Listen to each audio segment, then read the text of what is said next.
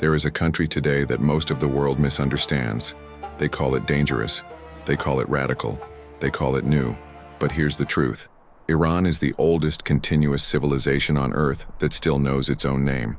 The Chinese call themselves Chinese. The Egyptians call themselves Egyptian. But the people of Iran, they call themselves Iranians, from Ariana, a name that is 3,000 years old. This is not a story about politics. This is not a story about religion. This is the story of how one empire, and the greatest the ancient world had ever seen, died, transformed, was buried, and came back, again, and again, and again. In 550 BC, a Persian king named Cyrus defeated his Median overlords and began building something the world had never seen.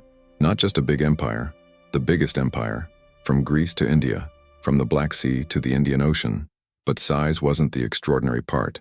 The extraordinary part was how he ran it. Every conqueror before Cyrus followed the same script.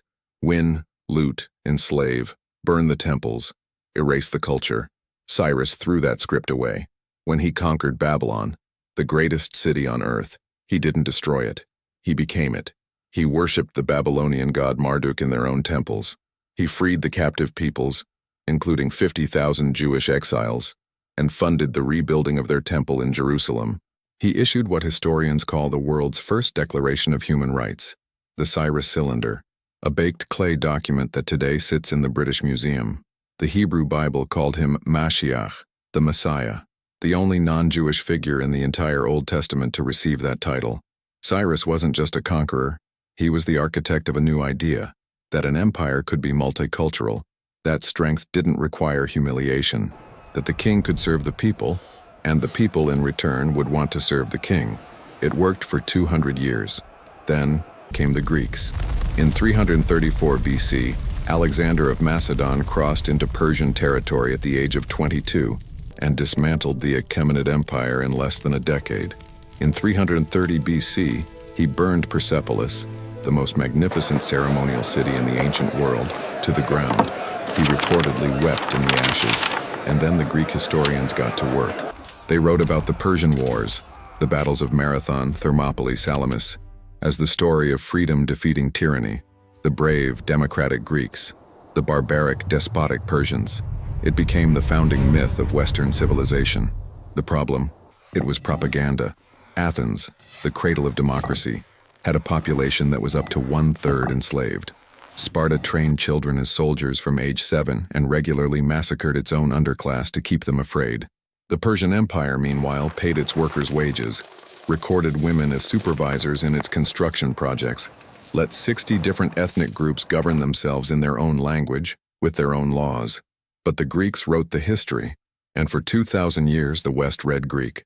After Alexander died in 323 BC, his generals carved up the empire. The Iranian plateau, the heart of old Persia, fell to the Seleucids, Greek rulers, Greek language, Greek gods. They tried to make Persia Greek. Persia refused. Within a century, an Iranian people from the northeast, the Parthians, rose up and took back the plateau. They stopped Rome, twice, at a moment when Rome was conquering everything else on earth. The Parthians lasted nearly 500 years. Then came the Sassanids, a new Persian dynasty that looked back deliberately at Cyrus, at the Achaemenids, and said, "We are the true heirs of Persia." They built a second Persian empire, almost as large as the first. They fought Rome and later Constantinople to a standstill for 300 years. They produced literature, astronomy, philosophy. They gave the world chess, shatranj, the Persian word, Shah, the king, Shah Mat, the king is dead, checkmate. Every time you say that word, you are speaking a fragment of the Sassanid Empire. In 651 AD, Arab armies carrying the new religion of Islam swept across the Sassanid Empire and ended it in less than 20 years. On paper, Persia fell. But here is what actually happened. Persia absorbed its conquerors. Persian scholars became the administrators of the new Islamic caliphate. Persian poets defined what Islamic literature looked like. Persian artists shaped Islamic architecture.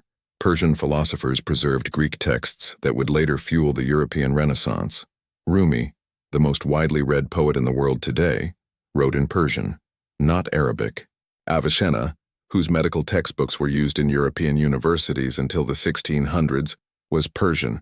Al-Khwarizmi, the mathematician who invented algebra, was Persian. His name gave us the word algorithm. The Arab caliphates conquered Persia, and then Persia quietly became the intellectual engine of the entire Islamic world. It didn't disappear. It transformed. Here is the most astonishing part. Through Greek conquest, through Parthian reinvention, through Sassanid restoration, through Arab Islamic conversion, through Mongol invasion, yes, the Mongols came too, through Turkic dynasties, through colonial pressure, through revolution, one thing never died. Nowruz, the Persian New Year, celebrated on the first day of spring, March 21st. It predates Islam by thousands of years. It was celebrated in the court of Cyrus the Great. It survived every empire, every religion, every invasion. Today, over 300 million people celebrate Nowruz. In Iran, Afghanistan, Tajikistan, Azerbaijan, parts of Iraq, Kurdish communities worldwide, and diaspora across every continent. They set the Haft Sin table, 7 items beginning with the Persian letter Sin, and welcome the new year exactly as their ancestors did in 500 BC. That is not just tradition. That is defiance. The quiet, civilizational defiance of a culture that has outlasted everything thrown at it. Modern Iran is complicated. Anyone who tells you otherwise is selling something. It is a country of profound contradictions, an ancient, sophisticated civilization living inside a rigid political structure, searching constantly for the balance between what it was and what it is becoming. When Iranian protesters filled the streets in 2022, chanting woman, life, freedom, many of them held up the image of Cyrus, a king dead for 2,500 years, still a symbol, still relevant, still alive, in the way that only ideas can be alive, because that's what Persia actually was at its best. Not just an empire, an idea, the idea that a civilization can hold many peoples, many languages, many gods, and still be one thing. The idea that the measure of a king is not how many people he conquered, but how many people he freed. That idea was born on the Iranian plateau 25 centuries ago.